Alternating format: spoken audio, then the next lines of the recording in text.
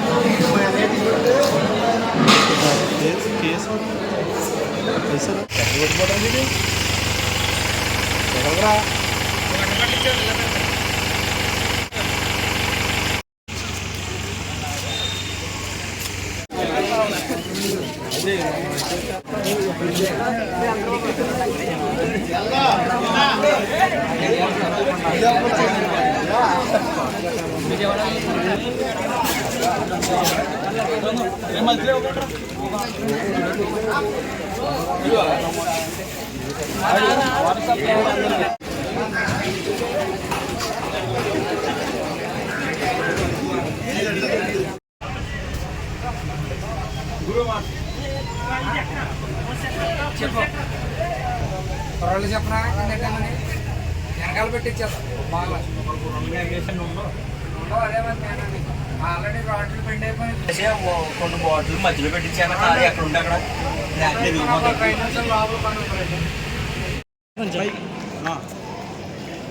ఉంచండి.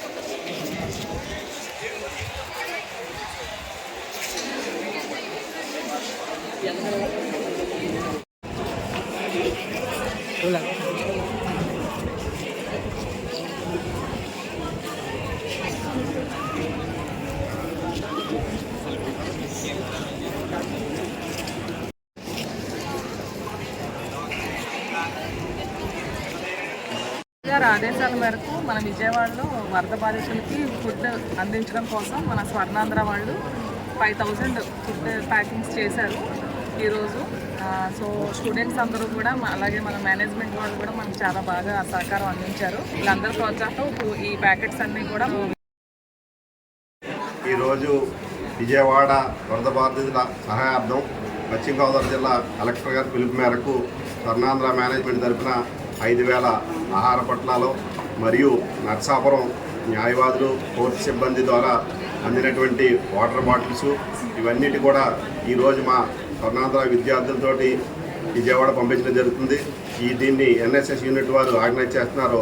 మా కాలేజీ బస్సులో విజయవాడ పంపించి విజయవాడలో ఉన్నటువంటి వరద బాధితులు ఎవరైతే ఉన్నారో వారందరికీ కూడా ఇవన్నీ కూడా అందించడం జరుగుతుంది. ఇటీవల సంభవించిన విజయవాడ వరద బాధితుల సహాయార్థం మన డైనమిక్ ముఖ్యమంత్రి చంద్రబాబు నాయుడు గారి పిలుపు మేరకు మన కలెక్టర్ గారి ఆధ్వర్యంలో మా స్వర్ణాంధ్ర కాలేజీ నుంచి 5,000 ఫుడ్ ప్యాకెట్స్ మా స్టూడెంట్స్ అందరూ రాత్రి నుంచి కష్టపడి తయారు చేయడం జరిగింది.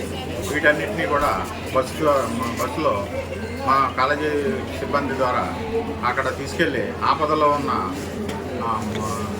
బాధితులకి అందజేయడం జరుగుతుంది. అలాగే మాతో పాటుగా ఈ మన నరసాపురం కోర్టు సిబ్బంది కూడా వారి తోచిన సహాయంగా వాటర్ బాటిల్స్ కూడా అందజేయడం జరిగింది. వారికి కూడా ధన్యవాదాలు. ఇవన్నీ కలిపి మనకి విజయవాడ తీసుకెళ్ళి అక్కడ అందజేయడం జరుగుతుంది. ఏదో ఆపదలో ఉన్న వారికి సాయం అందించే విధంగా ఆపనాస్తం అందించే విధంగా మేమందరం ఈసారి ఈ కార్యక్రమం చేయడం జరిగింది.